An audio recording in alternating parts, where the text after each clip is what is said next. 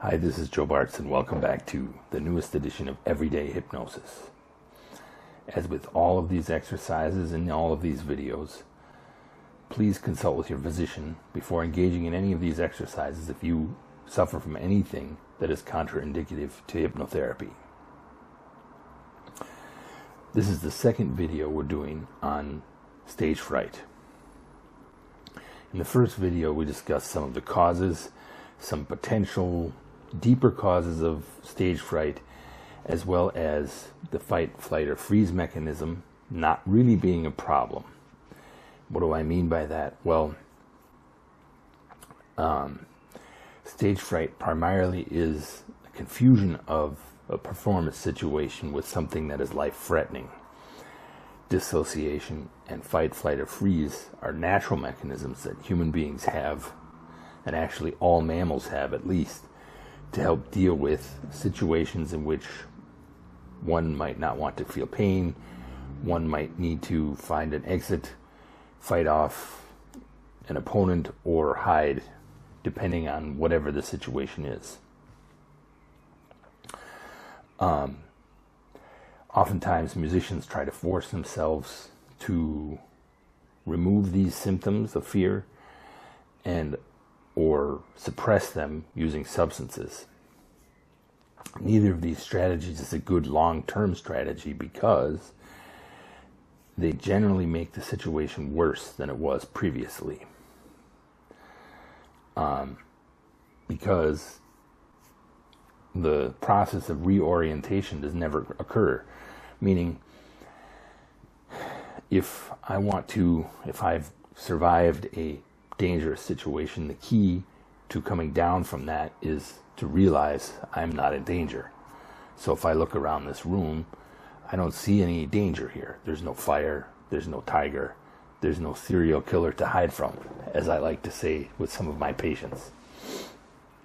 Jokingly, of course. One other reason why suppression of these emotions and feelings is not ideal, or not the best way, is simply because if I suppress my feelings of fear, so I force my heart rate to slow down, I force myself to relax, oftentimes it has more of a dampening effect, meaning I suppress all feeling. So my ability to react spontaneously with the other musicians, with the music, with the audience members, is very inhibited, and also suppresses my intuition, the natural ability to decide what it is that I feel in this moment.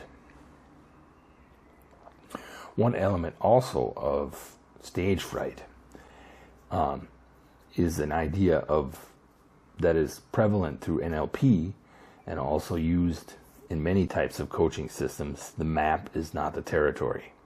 It does not originate there, but it is used extensively in NLP. In order to survive in the world, we human beings need an internal map that helps us navigate where we need to go. And that internal map, generally, like all maps, has certain information omitted based upon what is important for me at this time. Unfortunately, many of us react to our internal map as if it were the outside world, instead of comparing where I am right now, what I'm doing right now, with the things that I feel are important for me at this moment. Oftentimes in musical performance, we have sort of a picture of the perfect performance or how things should be, and are unable to react and respond to things that occur that are outside of that norm. Instead of continually trying to force things to be a certain way, one can react spontaneously if one is not riddled with this fear, or let's say is not focused on a very black and white perspective of what's going on, because that is another sign of fight, flight, or freeze, is that things are either categorized as good or bad, friend, foe, good, evil, good, whatever, and also not very complex. So the more someone is stuck in, it was either a great performance or a terrible performance, or you either played really well or you played really bad. The more a person is stuck in that, the more actually they're involved in a fight, flight, or freeze reaction. So with all that being said, how do we find a way out of this? Well, the first key step is orientation. What do I mean by orientation? Well, even in a performance situation, I am not threatened. My life is not in danger. I'm not in danger of any major physical harm. So the key of getting out of that sort of fight, flight, freeze, or black and white mentality is very simple. To realize that danger is not present. Once I realize that danger is not present, I have the ability to sort of open up, and then I relax, and then I'm able to respond to things more spontaneously. I like to give 3 different levels of exercises for orientation. I'm going to start with an exercise that you could do if your level of activation is not very high. And it's quite simple. You just sit in the chair or stand wherever you are and observe the sensations that you're feeling in your body. And I say observe very carefully because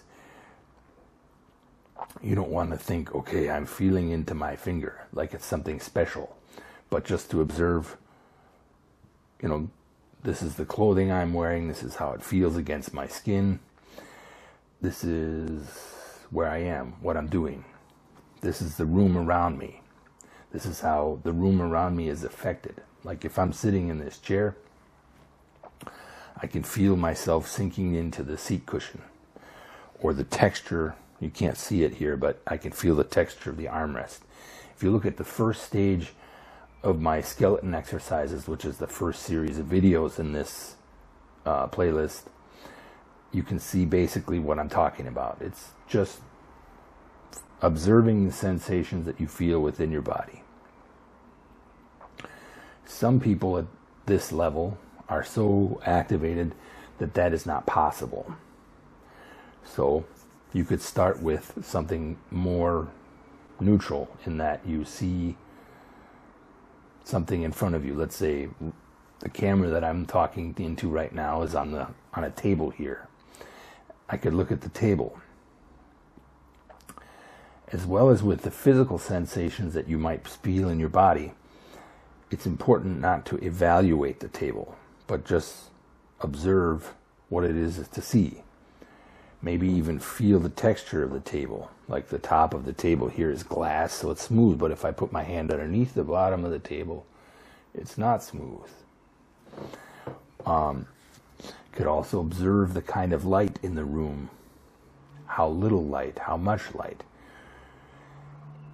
Once again, not evaluating, not passing judgment on it, but just to observe. For some people, that level is still too far off. They're still so activated that they cannot even achieve that. So what I do there is I prescribe a simple breathing exercise. You can play with it as well. It doesn't have to exactly be this. So you take a deep breath and then top off so that you're really, really full. Like beyond a little uncomfortable. And then just a long extended sigh type exhale, not actually sighing necessarily, but really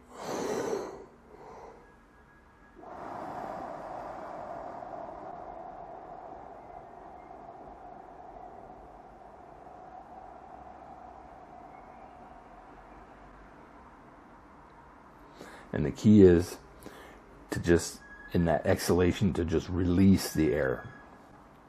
Sort of in a controlled manner, not forcing it really long, but allowing it to be extended.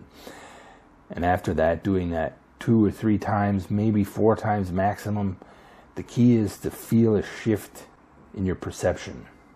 And once you feel that shift in your perception, you can go on to the other exercises as you see fit. Sometimes that might not be enough, so you can add sort of a hum. Like if you're familiar with Dr. Peter Levine's somatic experiencing, you could use his woo exercise. It's really not important.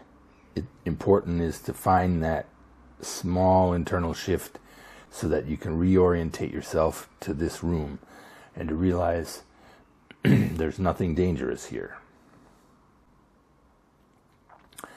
Another containment exercise that I've kind of borrowed from Peter Levine again is just to kind of give a self-hug. So you take one hand and you put it into the armpit of the other arm, and then you move the one hand onto the other arm here.